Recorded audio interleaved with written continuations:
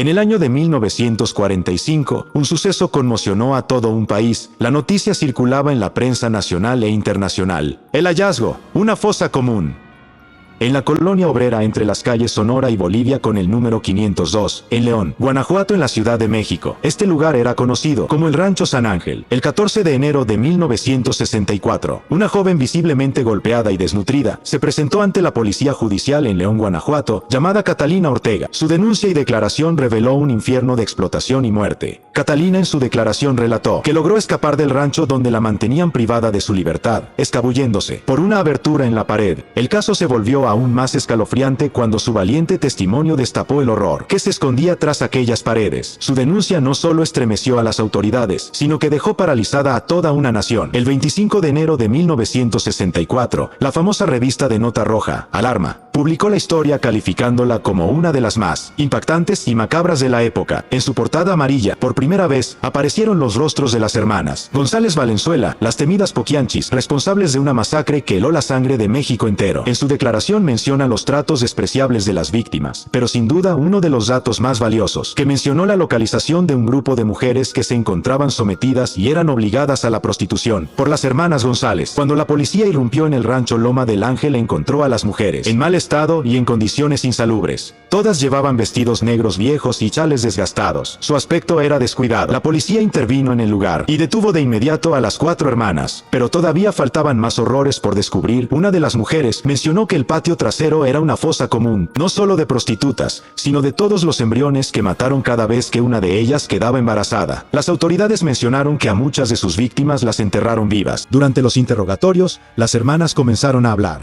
María de Jesús, Eva, Carmen y Delfina contaron su historia entre titubeos y contradicciones, revelando el origen de su oscura red de crimen y perversión. Declararon haber nacido en el municipio El Salto de las Aguas, cerca de San Francisco del Rincón, Guanajuato, México, hijas de Bernardina Valenzuela, mujer fanática religiosa, y Isidro Torres, integrante del cuerpo policíaco durante el mandato de Porfirio Díaz. Aquel hombre, según sus relatos, se dedicaba a atrapar asaltantes de caminos. Era violento, alcohólico y acostumbraba a castigar con brutalidad a su familia. Las obligaba a presenciar las torturas y ejecuciones de los detenidos. Incluso llegó al extremo de encarcelar a su propia hija Carmen durante un año por haberse fugado con un hombre sin casarse. En su declaración, Delfina recordó cómo su padre perdió todo cuando abusó de su rango matando a un hombre inocente. Declararon haber nacido en San Francisco del Rincón, Guanajuato. Su infancia transcurrió en Santa Ana, Catlán de Juárez, donde su padre, Isidro Torres, se desempeñaba como juez local. Hombre de carácter severo, Isidro fue señalado por la muerte de un hombre durante su oficio,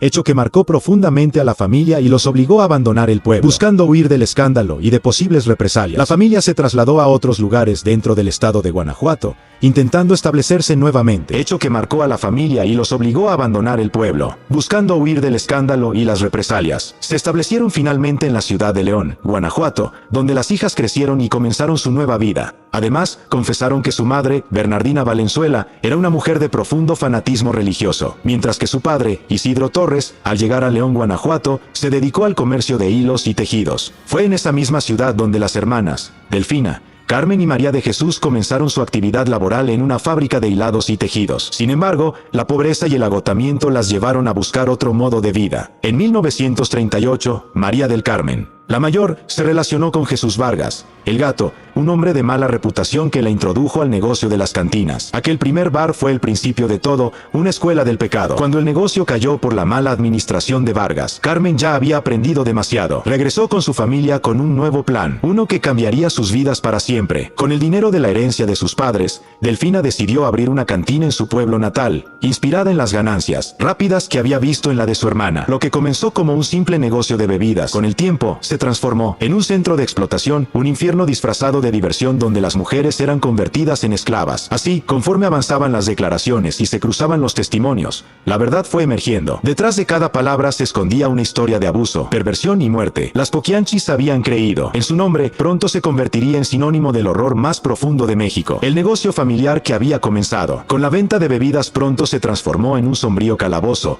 donde las mujeres eran obligadas a ofrecer sus servicios y vivían esclavizadas bajo el control absoluto de las hermanas. Las Poquianchis Poquianchis reclutaban a sus víctimas, recorriendo las zonas más pobres y marginadas, donde la necesidad era más grande que el miedo. Prometían trabajo como empleadas domésticas, mejores oportunidades y un futuro digno. Muchas jóvenes aceptaban confiadas. En otras ocasiones no había promesas, eran secuestradas de sus hogares y llevándoselas al burdel, donde comenzaba su pesadilla. Estando las reclutadas en el burdel, eran bañadas con agua a cubetazos y les daban vestidos y las sacaban por la noche a que comenzaran a atender a los clientes bajo amenazas de muerte. Los clientes se mostraban siempre encantados bajo los servicios de estas lindas chicas. Por esa misma razón, el negocio prosperó rápidamente. Las hermanas alimentaban a las reclutadas con 5 tortillas duras y un plato de frijoles al día. Cuando llegaban a cumplir 25 años, ya eran consideradas viejas y se las entregaban al verdugo, quien las encerraba en uno de los cuartos del rancho, sin darle de comer ni beber por varios días, quien entraba constantemente a darles una paliza y las torturaba con una herramienta afilada.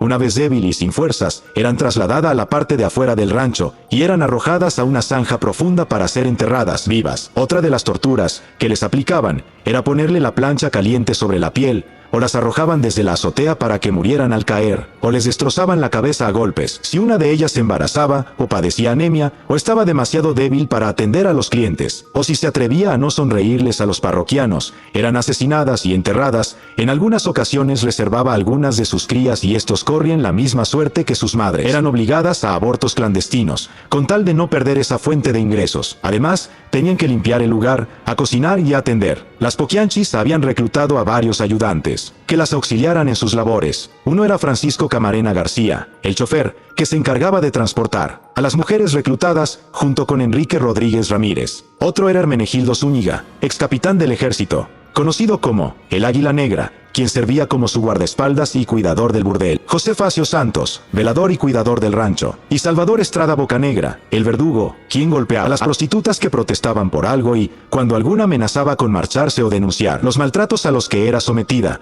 se encargaba de asesinarla y enterrarla. También policías y militares utilizaban los servicios de las reclutadas, todo gratis a cambio de protección para el burdel. María Auxiliadora Gómez, Lucila Martínez del Campo, Guadalupe Moreno Quirós, Ramona Gutiérrez Torres, Adela Mancilla Alcalá y Esther Muñoz La Pico Chulo eran prostitutas que se convirtieron en carceladoras, que castigaban con dureza, a cambio de que las Poquianchis respetaran sus vidas. Si alguna de las reclutadas nuevas no quería ceder ante el capricho de algún cliente, ellas se encargaban de arrastrarla de los cabellos por todo el burdel, llevarla a un cuarto y darle de palazos hasta dejarla inconsciente. La Pico Chulo también gustaba de matar a palazos a las muchachas, destrozándoles la cara y el cráneo con una tranca de madera. El hijo de Delfina, Ramón Torres González, alias El Tepo, vigilaba a las mujeres, controlaba a los clientes y, en ocasiones, pagaba sobornos a la policía. Carmen, con conocimientos contables, llevaba la administración y gestionaba permisos, logrando que aquel infierno pareciera un negocio legal ante las autoridades. Delfina, protegida por policías y funcionarios municipales, que además eran clientes habituales, manejaba todo con mano dura y absoluta impunidad. El aparente éxito terminó cuando una riña con agentes de la ley derivó en la muerte de Ramón. Enfurecida, Delfina juró venganza y mandó a eliminar a los responsables. Tras el escándalo, el lugar fue clausurado, dejando dentro a más de 20 mujeres, quienes permanecieron encerradas varios días antes de lograr escapar hacia San Francisco del Rincón,